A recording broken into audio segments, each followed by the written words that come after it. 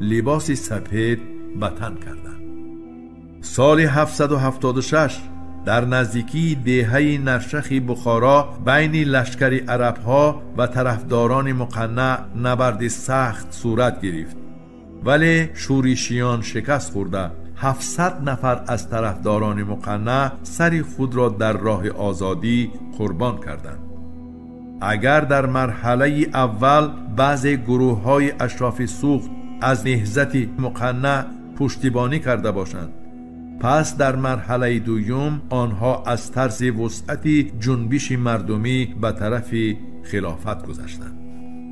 قوه‌های اساسی سپید جامگان در کوه سنم که در نزدیکی کش بود جمع آمده بودند. سرلشکری عرب معاذ ابن مسلم بیشتر از 2 سال بر ضد مقنع مبارزه برد.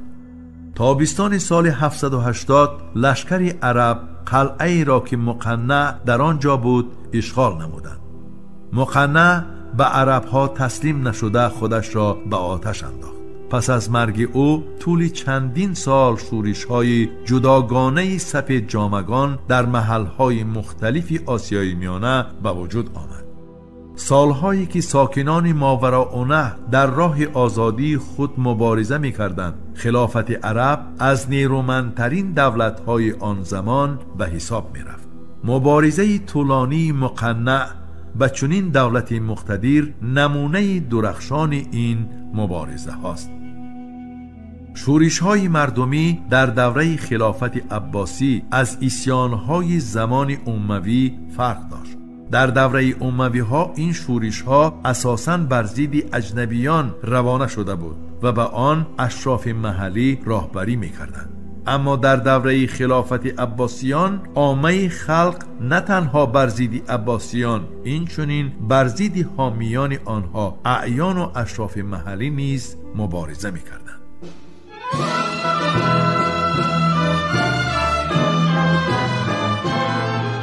باباجان غفورов، تاجیکان. تاریخ قدیمترین، قدیم، عصر میانه و دوره نو. شرح و توضیح مختصری علمی و عاموی.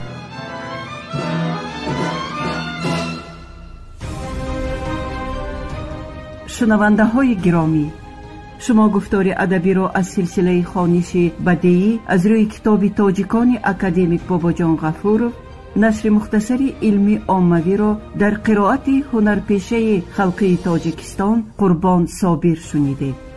محرر سیدزاده عابدجان، کارگردان عبدالمنان رحمان. این گفتار سال 2024 ثبت شده است. انجام گفتار 43. آموزش کتاب تاجیکان جوانان ما را هشدار می دهد که نیاگان فرزانه ما در مسیر تاریخ چی جایگاه مقدس داشتند. کتاب تاجیکان احساس خودشناسی ملی و زیرکی سیاسی را در دل و ذهن جوانان ما تحکیم می بخشد.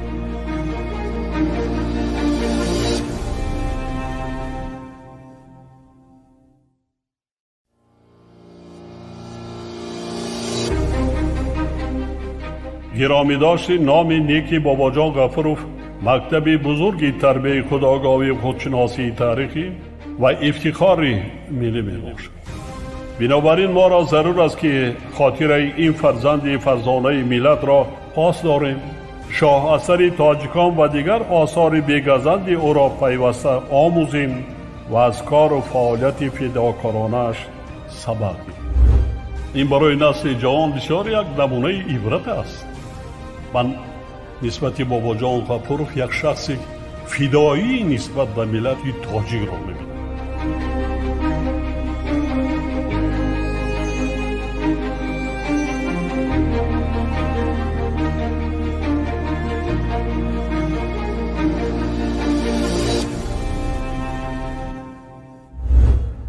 درود شنونده های گرامی، با توجه شما گفتار ادبی از سلسله خوانش بدیعی از روی کتاب تاجیکان اکادمیک باباجان غفورov نشر مختصری علمی عاموی. راوی هنرپیشه خلقی تاجیکستان قربان صابر. آغاز گفتار 43.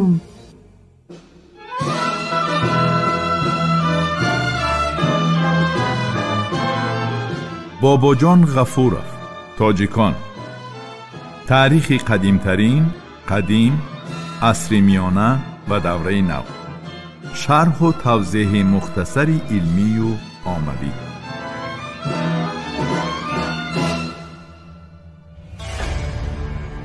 عاقبت به خلافت عرب همراه کرده شدن آسیای میانه.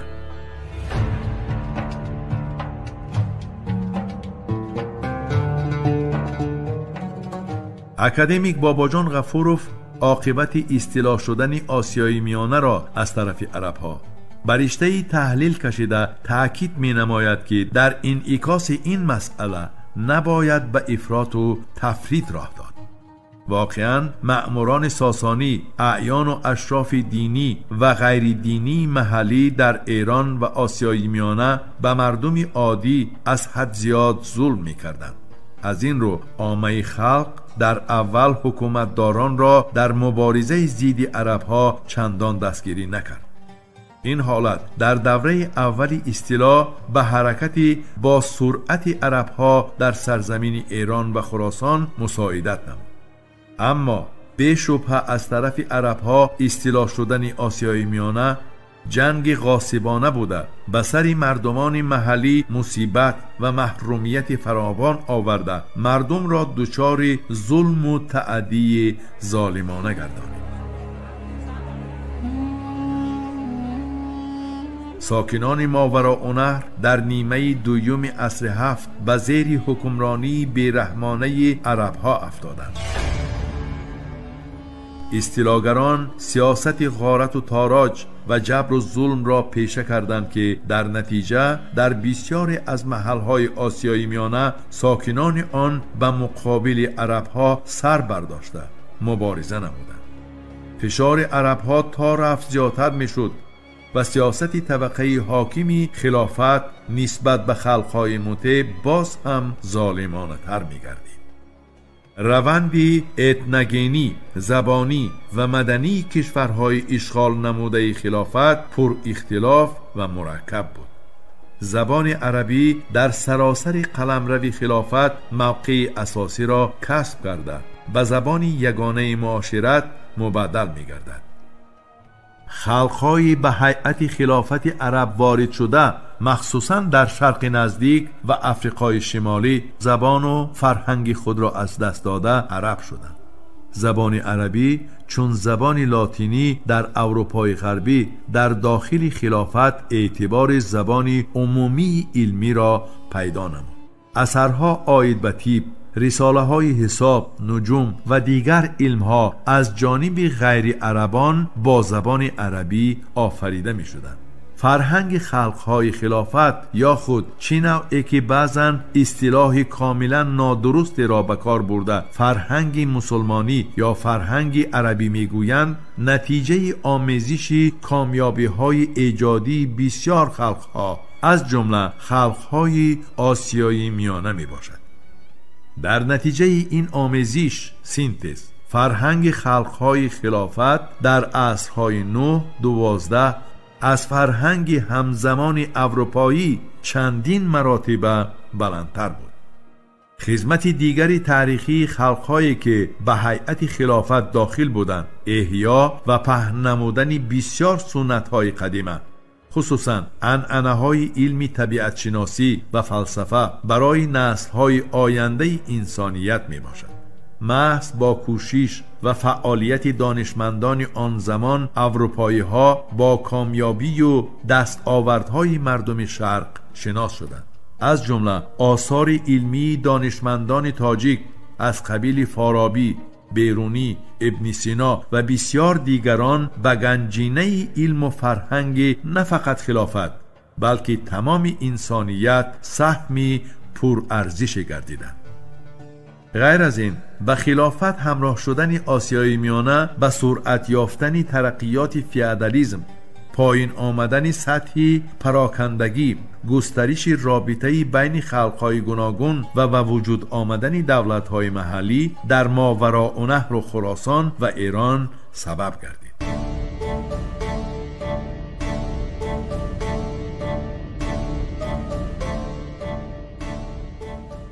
چهارم، نقش خلق‌های آسیایی میانه در مبارزه بین اموی‌ها و عباسیان.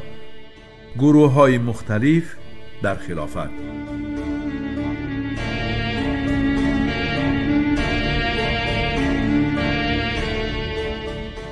اکادمیک باباجان غفورов به مسئله نقش و مقام خلق‌های ماوراء نهر و خراسان در حیات سیاسی و فرهنگی خلافت نیز دقت جدی می‌دهد. او می‌نویسد که اموی‌ها اصول اداری را پیش گرفتند که طبقه اشراف محلی به کلی از حقوق‌های سیاسی محروم شده، به نفع خلیفه و پیشوایان قبیله‌های عرب ارسال شدن انداز و مالیات به ضرر آنها تمام می‌شد. از این رو روحیه مخالفت با خلافت نه تنها در آسیای میانه، اینچنین در دیگر کشورهای اشغال شده روز تا روز نیرومندتر می‌گردد. دو گروه خلافت اموی‌ها را غیر قانونی می‌پنداشتند. گروه اول خارجی ها بودند که از بلند شدن مقام اشراف عرب در خلافت نارضا بودند. آنها در داخل جماعه مسلمانان طرفدار برابری همه قشرها بودند. از این رو دایره وسیع اهالی غیر عرب این گروه را جانبداری میکرد. گروه دیگر اهل شیعه جانبداران علی بودند. این گروه خلافت را میراثی حسابیده تنها خانواده علی را وارثان اساسی خلافت می‌دانستند. علاوةً از سال 718 سر کرده نمایندگان خانواده عباس بر ضد اموی‌ها تبلیغات برده دعوا می‌کردند که خلافت از بنی هاشم یعنی خاندان پیغمبر است. نارضایی نسبت به اموی‌ها در سالهای 40 عصر 8 در زمان خلیفه مروان دویم سالهای 744-750 در سراسر خلافت بیشتر گردید. این نارضایی تا حد پیش رفت که حتی سربازان خاصه دربار خلیفه اسیان برداشتند. با استفاده از این فرصت یکی از نمایندگان خاندان عباسی امام ابراهیم راهبری کارهای تبلیغاتی را بر ضد اموی‌ها به دست گرفت. عباسیان تمامی مشکلات بصری ساکنان خلافت آمده را از نمایندگان اموی دانسته در مبارزه خود بر ضد آنها به اشراف ماوراء نهر و خراسان تکیه می‌کردند. در نیمه دوم سالهای 40 عصر 8 در خراسان ابو مسلم سروری مبارزه را بر ضد اموی‌ها و به جانبداری عباسی‌ها به ذمه خود گرفت.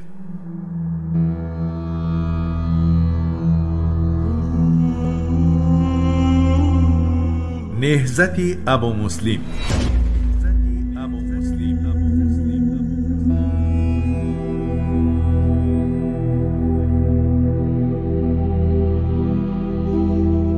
ابو مسلم می نویسد اکادمیک باباجان غفورov که اصلا از عائله برزگر برآمده است، در نزدیکی شهر مرو به خود قرارگاه انتخاب نموده.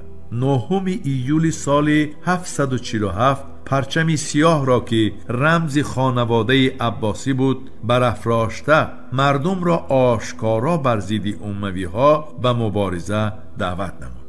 این دعوت ابو مسلم نه تنها در میان خلق‌های تابع خلافت، اینچنین در بین عرب‌ها نیز جانبدار پیدا نمود. دیناوری تصویر می نماید که مردمی هرات، پوشنج، مروارود، طالقان، مرو، نسا، ابیورد، توس، نشاپور، سرخس، بلخ، چغانیان، تخارستان، ختلان، کش و نصف با عجله به نزد ابو مسلم حرکت می‌کردند. همه آنها به علامت همرئی لباس خود را رنگ سیاه زدند. این چنین نیمه گرزهای چوبینشان را سیاه کردند. امیر اموی خراسان نصر ابن سیار تمامی کوشش ها را در فرو نشاندن نهضت ابو مسلم صرف کرد، اما نتیجه نداد. در آغاز سال 748 نصر ابن سیار مجبور شد پایتخت خراسان شهر مرو را ترک گوید و به اطراف نیشاپور رود. ابو مسلم او را در این راه تعقیب کرده ضربه هلاکتبار به لشکری اموی ها زد. این محاربه در آینده تقدیر خلافت اموی ها را حل کرد. گرچند خلیفه مروان کوشش نمود که با استفاده از تمام نیروی در اختیارش بوده این نهضت را فرو نشاند و امام ابراهیم عباس را در نزد مردم به قتل رسانید، ولی آن خلافت اموی را نجات دادن نتوانست. آن سپاهی که ابو مسلم در ولایت‌های شرقی تشکیل داده بود سال 750 نیروهای آخرین اموی ها را شکست داده نمایندگان خاندان عباسی را به سر خلافت آوردند. عباسیان وعده‌های به خلق و شورشگران داده خود را چنانی که انتظار می رفت اجرا نکردند. با وجود این که ابو مسلم با دشمنان خارجی و داخلی عباسیان مبارزه می کرد، عباسیان به او اعتماد نمی کردند. از نیروی جانبداران ابو مسلم در خوف بودند، زیرا ترس داشتند که او روز به تخت خلافت دعوا خواهد کرد. این بود که سال 755 خلیفه عباسی منصور سالهای 754 775 ابو مسلم را به نزد خود دعوت کرده خائنانه او را به قتل رسانید.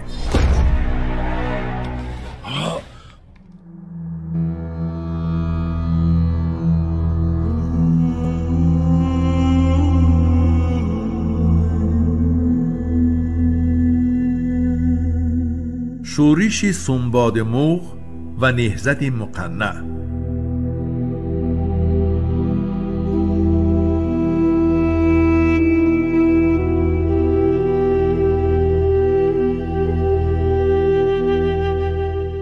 مؤلف تاجیکان دو شورش بزرگ مردمی ضد عرب ها را به طور نهایت مفصل تصویر نموده تأکید می نماید که در زمان خلافت عباسیان احوال مردم نه تنها به نشد بلکه نظر به عهد اموی ها بدتر گردید. این باعث افزودن نارضایی ها و اسیان های خلقی گردید. یکی از بزرگترین شورش ها اسیان سنباد موغ در سال 755 بود که خراسان و تبرستان را فرا گرفت. بهانه این شورش قصاص خون ابو مسلم را گرفتن بود. و این شورش طبقه های مختلف جامعه از جمله زردشتیان و خرمدینی ها پیروان آیین مزدک نیز همراه شدند. عباسیان با مشکلات زیاد این شورش را پخش کردند و پیشوای آن سنباد در ری به قتل رسیده همسر و فرزندان او به غلامی فروخته شدند. پس از مغلوبیت طرفداران سنباد توسط طریقت مسلمیه به طور پنهانی فعالیت خود را ادامه داده چنین میپنداشتند که ابو مسلم کشته نشده است و باز خواهد آمد و در جهان عادلانه حکمرانی خواهد کرد. شورش سنباد هنوز تماما فرو ننشسته بود که در گرد و اطراف هرات با سروری استاد سیس بر ضد عباسیان اسیان نو به وجود آمد. افزودن قشاقی میان مردم و خانه ویران شدن آنها باعث شد تا در زمان خلافت مهدی سالهای 755 785 جنبش بزرگ خلقی بر ضد عباسیان در ماوراءالنهر رخ دهد که سروری آن را مقنع به عهده داشت.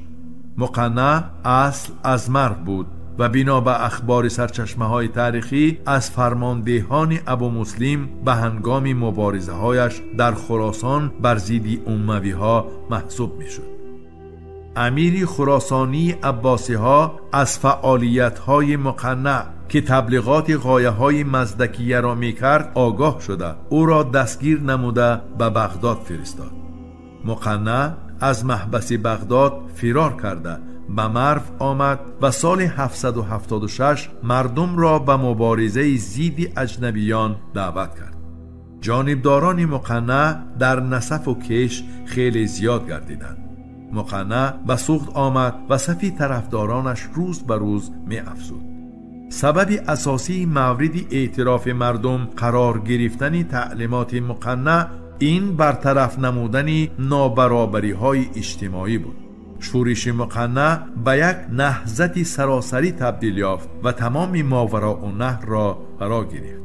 این نهضت با نام نهضت سپید جامگان نیز معروف است. آنها در مقابل لباس سیاه عباسیان لباس سپید به تن کردند.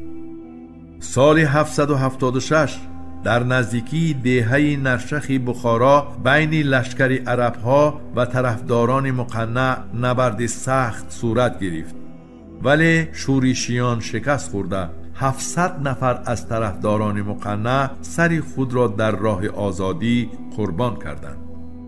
اگر در مرحله اول بعض گروه های اشراف سوخت از نهضت مقنع پشتیبانی کرده باشند، پس در مرحله دوم آنها از طرز وسعت جنبش مردمی به طرف خلافت گذشتند.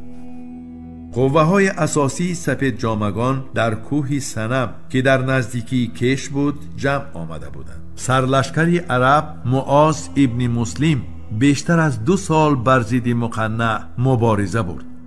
تابستان سال 780 لشکری عرب قلعه را که مقنع در آنجا بود اشغال نمودند. مقنع به عربها تسلیم نشده خودش را به آتش انداخت. پس از مرگ او طول چندین سال شورش‌های جداگانه سپید جامگان در محل‌های مختلف آسیای میانه به وجود آمد. سالهایی که ساکنان ماوراءالنهر در راه آزادی خود مبارزه می‌کردند، خلافت عرب از نیرومندترین دولت‌های آن زمان به حساب می‌رفت. مبارزه طولانی مقنع با چنین دولت مقتدر نمونه درخشان این مبارزه هاست. شورش‌های مردمی در دوره خلافت عباسی از عصیان‌های زمان اموی فرق داشت. در دوره اموی ها این شورش ها اساساً بر ضد اجنبیان روانه شده بود و به آن اشراف محلی راهبری می‌کردند. اما در دوره خلافت عباسیان عامه خلق نه تنها بر ضد عباسیان، این چنین بر ضد حامیان آنها اعیان و اشراف محلی نیز مبارزه می‌کردند.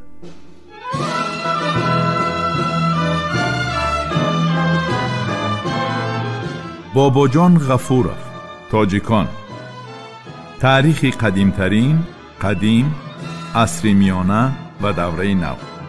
شرح و توضیح مختصری علمی و عاموی.